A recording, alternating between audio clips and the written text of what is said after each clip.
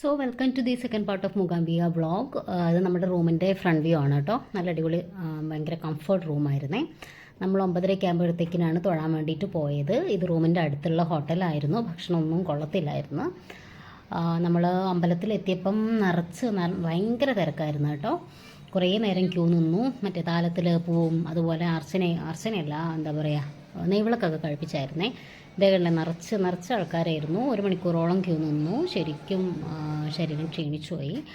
മൂകാംബികേൻ്റെ ഒരു വലിയ പ്രത്യേകതയായിട്ട് തോന്നിയത് മൊബൈൽ ഫോൺ റെസ്ട്രിക്റ്റഡ് അല്ല, അതുപോലെ ഡ്രസ്സിൻ്റെ കാര്യത്തിനും റെസ്ട്രിക്ഷൻസ് ഇല്ല. ഭക്ഷണം നമ്മൾ അവിടെ നിന്ന് തന്നെയായിരുന്നു ഉച്ചയ്ക്ക് കഴിച്ചത്. നല്ല സ്ഥലമാണ് കേട്ടോ. കുടജാദ്രിയിലേക്ക് പോകണ്ടോയെന്ന് ഞങ്ങൾ കുറേ നേരം ഡിസ്കസ് ചെയ്തു കേട്ടോ. പക്ഷേ അവസാനം പോകണ്ടെന്ന് തന്നെ തീരുമാനിച്ചു.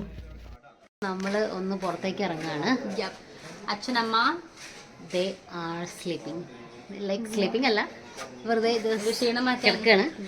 അപ്പം ഞങ്ങൾ ചായ കുടിച്ച് വെറുതെ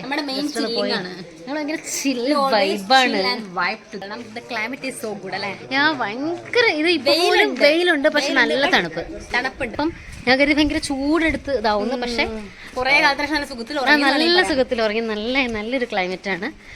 ആൻഡ് വെള്ളം, ഞാൻ സത്യം പറയാൻ വിചാരിച്ചു വാട്ടർ ഭയങ്കര എന്താ പറയാ പുളിയുള്ള അല്ലെങ്കിൽ ക്ലോറിൻ ചൊവ ഇതൊക്കെ ഉണ്ടാവും, ഹാർഡ് വാട്ടർ എന്ന് വെച്ചാൽ ഒട്ടുമല്ല. ശരിക്കും നമ്മുടെ കിണറിലെ നല്ല തണുത്ത വെള്ളം. ഇവിടെ കണ്ടാൽ ശരിക്കും നമ്മളെ കേരളത്തിലെ കുറേ വീടുകളൊക്കെ അടുക്കി പെറുക്കി വെച്ചിട്ട് അതേ ഫീലാണ്. രാവിലെ ഞങ്ങൾ കയറിയ ഹോട്ടൽ വളരെ പൊട്ടയായിരുന്നു. ഇപ്പം കാണിച്ചു തരാം. അവിടെ നിങ്ങൾ കയറരുത് വരികയാണെങ്കിൽ, അല്ല നിങ്ങൾ കയറണേം കയറിക്കും പാവങ്ങൾ. പക്ഷേ ഫുഡ് കൊള്ളത്തില്ല കേട്ടോ.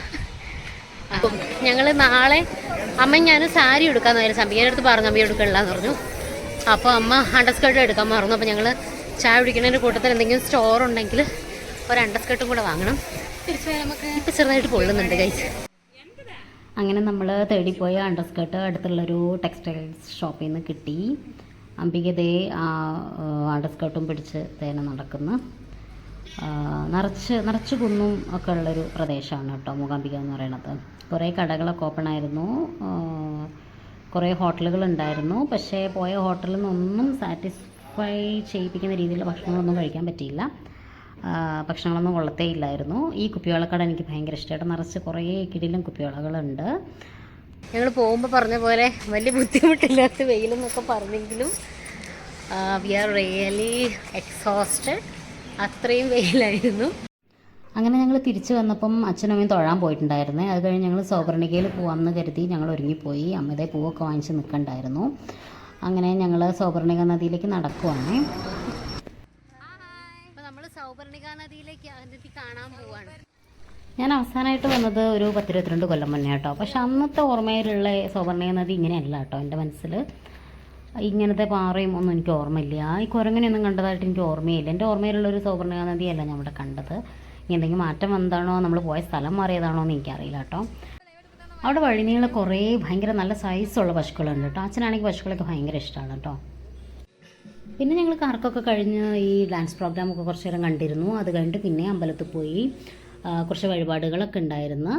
അതൊക്കെ ചെയ്ത് നല്ല തിരക്ക് തന്നെയായിരുന്നു കേട്ടോ. രാവിലത്തെ പോലെ തന്നെ തിരക്കായിരുന്നു. കുറച്ച് നേരം സരസ്വതി മണ്ഡപത്തിലൊക്കെ ഇരുന്ന് ഭക്ഷണമൊക്കെ കഴിച്ചു. പിന്നെ തിരിച്ച് നമ്മൾ ഹോട്ടലിൽ പോയി നേരത്തെ തന്നെ ഉറങ്ങി കേട്ടോ, നിർമ്മാലയം തൊഴേണ്ടത് കാരണം. അപ്പോൾ പിന്നെ എല്ലാം പറഞ്ഞ പോലെ അടുത്ത പാട്ടിൽ കാണാം. Good night.